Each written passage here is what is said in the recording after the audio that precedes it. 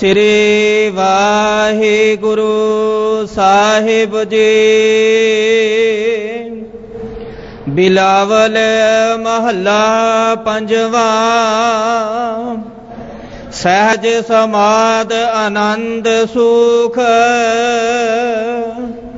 पूरे गुर दीन। सदा सहाई संग प्रभ अमृत गुण चीन। सहज समाध आनंद सुख पूरे गुर दीन। सदा सहाई संग प्रभ अमृत गुण चीन। रहाओ जय जयकार जगतर में लोचे सब जिया। सो प्रसन्न भये सतगुर प्रभु कछ बिघन न किया। सो प्रसन्न भये सतगुर प्रभ कछ बिघन न थिया। जाका अंग दयाल प्रभ ताके सब दास। सदा सदा वड्याइयां नानक गुर पास। जाका अंग दयाल प्रभ ताके सब दास। सदा सदा वड्याइयां नानक गुर पास। वाहिगुरु जी का खालसा वाहिगुरु जी की फतेह। किश रूप नहीं किश जात नाही। किश ढंग ना मेरा क्या मुँह लै बोलै गुण बिहून। नाम जपया ना तेरा कवन वडाई कै सकूं। बेअंत गुनीता कर कृपा मोहे नाम दे। नानक दर सरीता कर कृपा मोहे नाम दे। नानक दर सरीता।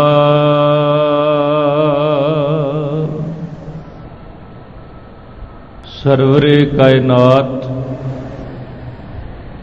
गर्भ गंजन दुष्ट भंजन करीमुल कमाल हुस्नुल जमाल सतगुरु साहिब सतगुरु श्री गुरु ग्रंथ साहिब महाराज जी दी बख्शिश भरी पावन पवित्र चरण शरण वे सुभाईमान। बहुत ही वडभागी गुरसिख सतसंगी जनों, मालक दी अपार दया दृष्टि दे सदका सचखंड श्री हरमंदर साहिब विखे दीन दुनिया दे मालक साहिब सतगुरु श्री गुरु ग्रंथ साहिब महाराज जी ने प्रकाशमान होके मनुखता दे भले हित जो इलाही फरमान बख्शिश कीते हन ਉਸ ਦਾ ਮੂਲ ਪਾਠ ਹੁਣੇ ਆਪ ਜੀ ਨੇ ਸਰਵਣ ਕੀਤਾ ਹੈ। ਦੋਹਿਤਾ ਬਾਣੀ ਕਾ ਬੋਹਿਤਾ, ਕਲ ਯੁਗ ਜਹਾਜ ਅਰਜਨ ਗੁਰੂ। ਸਾਹਿਬ ਸਤਿਗੁਰੂ ਸ੍ਰੀ ਗੁਰੂ ਅਰਜਨ ਦੇਵ ਸਾਹਿਬ ਜੀ ਦੇ ਉਚਾਰਨ ਕੀਤੇ ਹੋਏ ਇਹ ਰੂਹਾਨੀ ਵਾਕ ਬਿਲਾਵਲ ਰਾਗ ਅੰਦਰ ਧੰਨ ਸ੍ਰੀ ਗੁਰੂ ਗ੍ਰੰਥ ਸਾਹਿਬ ਮਹਾਰਾਜ ਜੀ ਦੇ ਪਾਵਨ ਅੰਗ 807 ਅਤੇ 808 ਤੇ ਸ਼ੋਭਨੀਕ ਹਨ। ਸਤਿਗੁਰੂ ਜੀ ਨੇ ਮਿਹਰਾਮਤ ਕਰਦਿਆਂ ਇਸ ਪਾਵਨ ਪਵਿੱਤਰ ਗੁਰ ਸ਼ਬਦ ਦੇ ਦੁਆਰਾ ਸਤਿਗੁਰੂ ਅਤੇ ਪ੍ਰਭੂ ਦੀਆਂ ਵਡਿਆਈਆਂ ਦੱਸੀਆਂ ਹਨ ਕਿ ਜਿਸ ਵੇਲੇ ਨਿਰੰਕਾਰ ਜੀ ਅਤੇ ਨਿਰੰਕਾਰ ਦਾ ਹੀ ਸਰੂਪ ਸਤਿਗੁਰੂ ਦਇਆ ਦੇ ਘਰ ਵਿੱਚ ਆਉਣ, ਜਦੋਂ ਆਪਣੀ ਦਇਆ ਦ੍ਰਿਸ਼ਟੀ ਜੀਵ ਤੇ ਕਰਦੇ ਨੇ, ਜਗਿਆਸੂ ਨੂੰ ਸਾਰੇ ਹੀ ਆਤਮਿਕ ਅਡੋਲਤਾ ਵਾਲੇ ਸੁੱਖ ਤੇ ਆਨੰਦ ਪ੍ਰਾਪਤ ਹੋ ਜਾਂਦੇ ਹਨ। ਇਹੀ ਕਾਰਨ ਕਿ ਧੰਨ ਧੰਨ ਸ੍ਰੀ ਗੁਰੂ ਅਮਰਦਾਸ ਸਾਹਿਬ ਜੀ, ਜਿਨ੍ਹਾਂ ਨੇ ਤਕਰੀਬਨ 7ਵੇਂ ਦਹਾਕੇ ਵਿੱਚ ਜਦੋਂ ਖੋਜ ਕਰਦਿਆਂ ਅੰਦਰ ਦਾ ਟਿਕਾ ਲੱਭਣ ਲਈ ਤਕਰੀਬਨ 20 ਵਾਰ ਤੀਰਥਾਂ ਦੀ ਯਾਤਰਾ ਵੀ ਕੀਤੀ, ਪਰ ਜਿਸ ਸੁੱਖ ਤੇ ਆਨੰਦ ਨੂੰ ਉਹ ਚਾਹੁੰਦੇ ਸਨ, ਜਿਸ ਤਰ੍ਹਾਂ ਦਾ ਆਤਮਿਕ ਟਿਕਾ ਉਹਨਾਂ ਨੂੰ ਚਾਹੀਦਾ ਸੀ, ਉਹ ਵੱਖ-ਵੱਖ ਥਾਵਾਂ ਤੇ ਭਟਕਣ ਤੋਂ ਬਾਅਦ ਵੀ ਉਹਨਾਂ ਨੂੰ ਪ੍ਰਾਪਤ ਨਹੀਂ ਹੋਇਆ। ਪਰ ਜਿਸ ਵੇਲੇ ਪੂਰੇ ਗੁਰੂ ਅੰਗਦ ਦੇਵ ਸਾਹਿਬ ਜੀ ਦੀ ਸ਼ਰਨ ਵਿੱਚ ਆਏ, ਉਹਨਾਂ ਨੂੰ ਆਤਮਿਕ ਅਡੋਲਤਾ ਵੀ ਪ੍ਰਾਪਤ ਹੋਈ ਔਰ ਸਤਿਗੁਰੂ ਨੂੰ ਮਿਲ ਕੇ ਜਿਹੜਾ ਆਤਮਿਕ ਸੁੱਖ ਆਨੰਦ ਪ੍ਰਾਪਤ ਹੋਇਆ, ਉਸ ਦੀ ਵਿਆਖਿਆ ਧੰਨ ਗੁਰੂ ਅਮਰਦਾਸ ਜੀ ਨੇ 40 ਪੌੜੀਆਂ ਦੇ ਵਿੱਚ ਕੀਤੀ ਹੈ। ਔਰ ਜਿਹਦੀ ਅਰੰਭਤਾ ਹੀ ਇਥੋਂ ਹੈ, ਆਨੰਦ ਭਇਆ ਮੇਰੀ ਮਾਏ ਸਤਿਗੁਰੂ ਮੈਂ ਪਾਇਆ। ਸਤਿਗੁਰ ਤਾਂ ਪਾਇਆ ਸਹਿਜ ਸੇਤੀ, ਮਨ ਵਜੀਆਂ ਵਧਾਈਆਂ। ਕਿ ਜਦੋਂ ਆਤਮਿਕ ਅਡੋਲਤਾ ਵਿੱਚ ਟਿਕ ਕੇ ਸਤਿਗੁਰੂ ਦੀ ਪ੍ਰਾਪਤੀ ਹੋਈ, ਜਿਸ ਸੁੱਖ ਨੂੰ ਜਿਸ ਆਨੰਦ ਨੂੰ ਚਾਹੁੰਦੇ ਸਾਂ, ਉਹ ਆਨੰਦ ਪ੍ਰਾਪਤ ਹੋ ਗਿਆ। ਮਨੁੱਖਾ ਜੀਵਨ ਜਿਸ ਨੂੰ ਸੰਸਾਰ ਨੇ ਦੁੱਖਾਂ ਦਾ ਘਰ ਕਿਹਾ, ਕਈ ਤਰ੍ਹਾਂ ਦੇ ਝਗੜੇ ਕਲੇਸ਼ ਮਨੁੱਖ ਦੀ ਜ਼ਿੰਦਗੀ ਵਿੱਚ ਆਉਂਦੇ ਨੇ, ਪਰ ਇਹ ਮਨੁੱਖਾ ਜੀਵਨ ਵੀ ਰਾਗਮਈ ਸੰਗੀਤਮਈ ਖੁਸ਼ੀਆਂ ਭਰਿਆ ਖੇੜਾਂ ਭਰਿਆ ਬਣ ਸਕਦਾ ਹੈ, ਜੇ ਕਿਤੇ ਇਸ ਮਨੁੱਖਾ ਜੀਵਨ ਦੇ ਵਿੱਚ ਪੂਰੇ ਸਤਿਗੁਰੂ ਦੀ ਪ੍ਰਾਪਤੀ ਹੋ ਜਾਵੇ।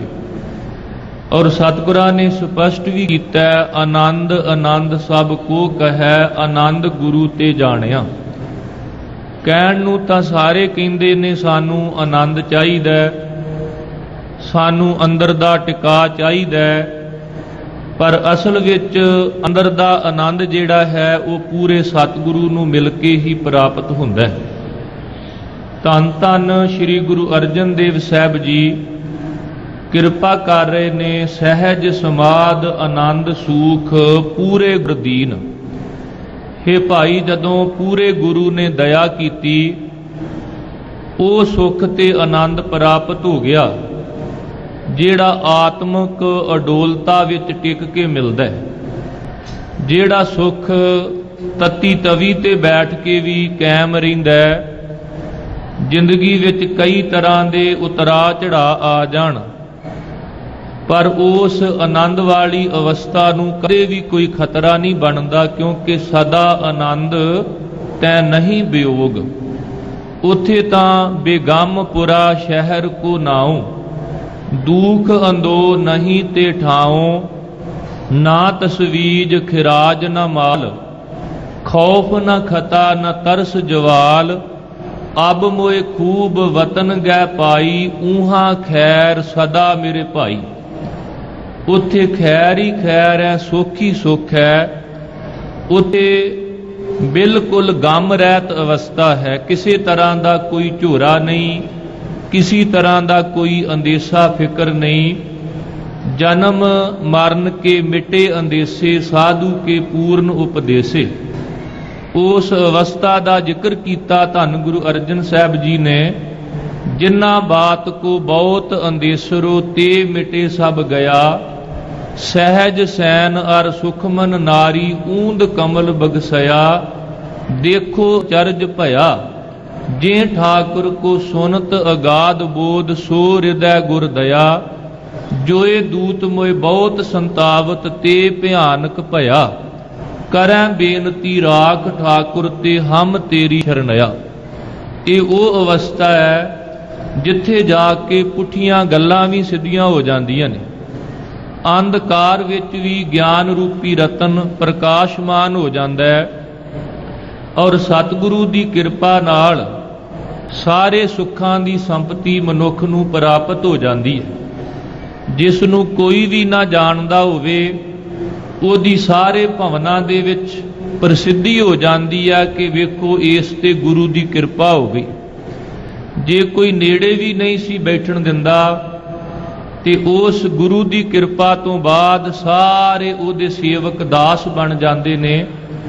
जिहड़ा मनुख आत्मक तौर ते कंगाल अद्धी अद्धी कौडी नूं तरसदा सी, उहदे मन की सारी तृष्णा दुख भुख खत्म हो जाते ने। साहब ने अपनी जिंदगी विच आई हुई तब्दीली का जिक्र किया ताकि जग्यासू नूं समझ आ सके। अपुष्ट बात ते भई सीदरी, दुष्ट दूत सजनई, अंधकार में रतन परगास्यो, मलीन बुद्ध हसनई, जो कृपा गोबिंद भई, सुख संपत हर नाम फल पाए।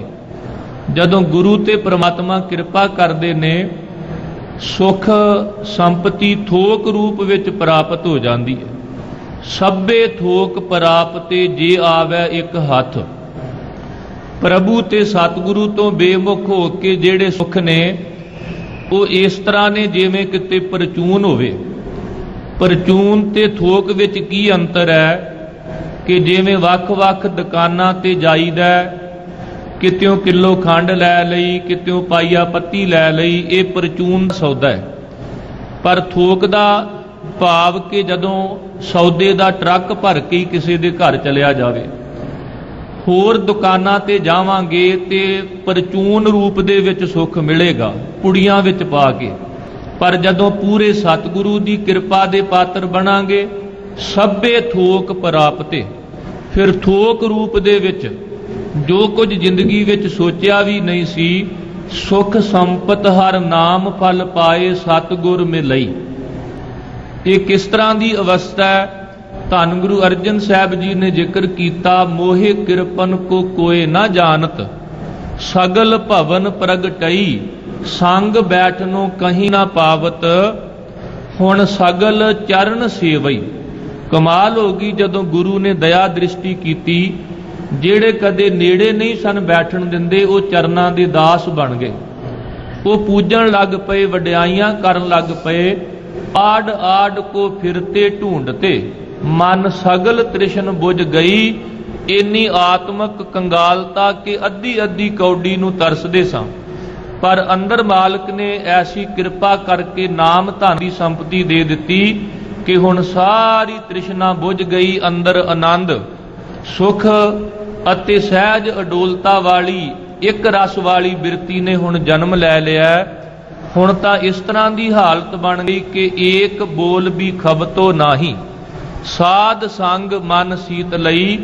पहला किसी का एक बोल भी नहीं सी जरिया जाता, ते साहब कहंदे हुण कोई देग विच भी उबाल दवे, तत्ती तवी ते भी बिठा दवे, सीस विच रेता भी पा दवे, बाबा प्रिथी चंद वर्गा दिने रात निंदिया पिया करदा होवे, पर मन इन्ना शीतल, मन इन्ना शांत, मन इन्ना सहज अवस्था विच समाधि विच चलिया गया कि किसी दी निंदा उस्तत दा होना इस जीवन दे विच कोई असर नहीं। धन गुरु अमरदास साहब जी ने जदों सहज का जिक्र किया ते नाल स्पष्ट भी किया कि ये जिहड़ा सहज अडोल अवस्था का सुख है ये कर्म कांडा नाल प्राप्त नहीं हुंदा। कर्मी सहज ना उपजै विण सहजै सहसा ना जाए, न जाए सहसा कितै संजम रहे कर्म कमाए। सहसा जियो मलीन है कित संजम धोता जाए, मन धोवो शब्द लागो हर स्यों रहो चित लाए। कहे नानक गुर प्रसादी सहज उपजै, ये सहसा इव जाए। जदों तक अंदर आत्मक अडोलता प्रगट नहीं हुंदी उदों तक अंदर दे संसे तौखले दूर नहीं हुंदे, ते जदों तक अंदर तौखला अंदर संस है उदों तक मन मलीन है। इनू कई तरह के संजम तरीके वरत के वेख लिया, पर गुरु दे शब्द रूपी जल तो बिना ये संसे दी मलीनता दूर ही नहीं हुंदी। पर जदों गुरु दी कृपा दे नाल सहज अवस्था अंदर प्रगट हो गई, सहज अडोल अवस्था प्रगट होने दी देर सी। कहे नानक गुर प्रसादी सहज उपजै, ये सहसा इव जाए। अंदर सहज प्रगट हो गया ते अंदरों जेड़ा सहसा सी तौखला सी वो खत्म हो गया। पर यह अवस्था प्राप्त कित्थों हुई? सहज समाद आनंद सूख पूरे गुरदीन, ये पूरे सतगुरु तो प्राप्त हुंदी है। धन गुरु रामदास जी ने गुरु अर्जन देव साहब जी ते बख्शिश करके ये एक रस आत्मक अडोलता वाली अवस्था उन्होंने बख्शिश की। भाई साहब भाई गुरदास जी जेड़े गुरु कृपा दे पात्र बने और सचमुच जिन्होंने गुरु अमरदास जी की कुल विच जन्म लैण का सुभाग प्राप्त होया। फिर गुरु अर्जन देव साहब जी ने उन्होंने रामसर साहब के पवित्र स्थान ते धन लखारी नानका जिन नाम लिखाया सच लखारी ला के धन गुरु ग्रंथ साहब जी की संपादना वेले बहुत वड्डी सेवा दी। जदों भाई गुरदास जी सहज अवस्था का जिक्र करते हैं तो उन्होंने समझाउण वास्ते कि जिवें असीं पौड़ियां चढ़ के किसी मंजिल नूं प्राप्त कर लैने आ, पौड़ी दे जिवें वखरे वखरे डंडे हुंदे ने, एक एक स्टैप एक एक डंडा चढ़ के मंजिल प्राप्त हुंदी है। और गुरु घर का मार्ग संत का मार्ग धर्म की पौड़ी, ये जिहड़ा गुरु का दस्या मार्ग है ये पौड़ियां वाला मार्ग है। एक दू जीबों लाख होवै लख होवै लख 20, लख लख गेड़ा आखियां एक नाम जगदीश। एत राह पत पवड़ियां चढ़िया हुए अकीस। ये काली वाला मार्ग नहीं, ये सहज वाला मार्ग है, अडोलता वाला। हौली हौली जिन्हों गुरु घर दे विच सहज योग भी कहा गया। और भाई गुरदास जी ने जदों सहज की गल की ते उन्होंने एक पौड़ी की उदाहरण दे के कि जिवें पौड़ी दे वख वख डंडे हुंदे ने, एक एक डंडा चढ़ के मंजिल ते पहुंचीदा। उन्होंने सहज रूपी मंजिल की प्राप्ति करन लई जिस पौड़ी का जिक्र किया उहदे 6 डंडे उन्होंने बयान किए ने। असीं स्टैप वाइज एक एक डंडा किवें चढ़ना है। असल विच सहज अडोलता विच पहुंचे हुए जग्यासू की निशानी की है? ये 6 निशानियां भाई गुरदास जी ने दसियां ते नाल दी नाल एक एक निशानी का जिक्र करके उस जग्यासू तो अपने आप नूं घोल घुमाउंदे ने, वार ने बलहार ने करते ने। भाई साहब जी दे बचन हौं तिस घोल घुमाया गुरमत हृदय गरीबी आवे। जिन्हें सहज अवस्था विच पहुंचना है ना, सब तो पहला गुरु की मत राही वो अपनी जिंदगी दे विच गरीबी धारण करे। इत्थे गरीबी का अर्थ दलिद्र जां भुखमरी नहीं भी कोई बंदा हाथ हाथ रख के बैठा रहे, किरत ना करे, कवे जी मेरे कोल गरीबी है परमात्मा मेरे कोल है। नहीं, गरीबी का मतलब है कि उद्यम करे, किरत करे, भावें लखां पति करोड़ां पति होवे पर फिर भी कवे कबीर मेरा मुझ में किश नहीं, जो किश है सो तेरा। तेरा तुझको सौंपते क्या लागै मेरा। धन गुरु नानक साहब ने गरीबी प्राप्त की। बाबा पैंदा सचखंड नौनिध नाम गरीबी पाई। गरीबी का अर्थ निर्माणता है, गरीबी का अर्थ निम्रता है कि सब कुछ प्राप्त करके भी कहना कि मेरा कुछ भी नहीं। हुण जिन्हां ने गरीबी नूं जिंदगी विच धारण किया, गरीबी उन्हां वास्ते एक गुरज बन गई। गुरज जिहदे नाल विकारां नूं जिंदगी विचों खत्म किया गया। गरीबी गदा हमारी। धन गुरु अर्जन देव साहब अपने हत्थां विच गरीबी दी गुरज पकड़ के विकारां नूं मानो अपने अधीन कर लैंदे सन। गरीबी रूपी शस्त्र विच इन्नी शक्ति है। और सियाणियां दा कथन है कि जदों सारे हथियार वरत के वेख लईए गल ना बने, ते जे किते निमरता नाल हथ जोड़िया गरीबी दावे नाल कोई मसला हल हुंदा होवे ते गरीबी वर्गा हथियार ही कोई नहीं। यही कारण कि सतगुरु जी बड़ी डीपली अवस्था का जिक्र करते ने। हम गरीब मशकीन प्रभ तेरे हर राख राख वड वड्डा है। हे वड्डियां तो वड्डे प्रभु असीं गरीब। ते जिवें गरीब नूं होर जाके डीपली कहना होवे ते अगली गल मशकीन, भाव गरीब तो होर थले दी अवस्था मशकीनी वाली।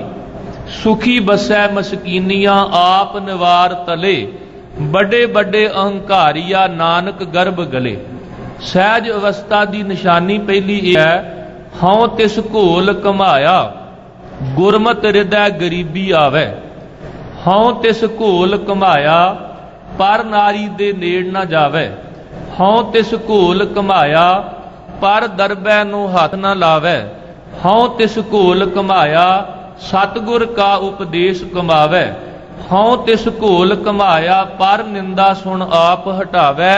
हौं तिस घोल कमाया थोड़ा सवै थोड़ा ही खावे।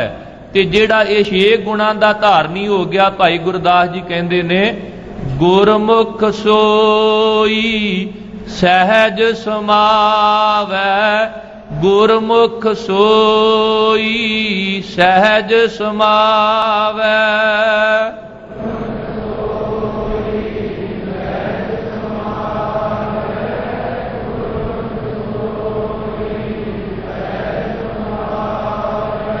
ये सहज अवस्था प्राप्त किवें हुंदी है?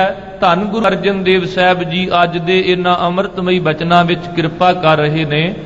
आओ मन बिरतियां कागर करके गुरु शब्द दी विचार नाल जुड़ना करिए। सतनाम श्री वाहिगुरु साहिब जी। बिलावल महला पंजवा। ये पावन गुर शब्द बिलावल राग विच धन श्री गुरु अर्जन देव साहब जी का उचारण किया होया है। हुण मौजूदा समय श्री गुरु ग्रंथ साहब जी की बाणी 31 रागां विच है। जिहड़ा 30 अगस्त नूं तख्त दमदमा साहब विखे श्री गुरु ग्रंथ साहब जी का संपूर्णता दिवस मनाया जाना ना, ये 1706 दे विच श्री गुरु गोबिंद सिंह महाराज जी ने तलवंडी साबो की धरती ते गुरु तेग बहादुर साहब की बाणी समेत भाई मनी सिंह जी नूं लिखारी ला के 31 रागां विच बाणी नूं लिखवा के श्री गुरु ग्रंथ साहब जी नूं संपूर्ण करवाया सी। पर जिहड़ा पहला प्रकाश 1 सितंबर नूं सचखंड श्री हरमंदर साहब विखे मनाया जाता है, ये 1604 विच गुरु अर्जन देव जी ने श्री गुरु ग्रंथ साहब जी की संपादना करवाई सी। कई बार कईयां दे मन विच भुलेखा हुंदा है कि जिहड़ा 30 अगस्त नूं संपूर्णता दिवस है, शायद उसे संपूर्णता का 1 सितंबर नूं प्रकाश है। नहीं, इत्थे ईसवी सन का फर्क है।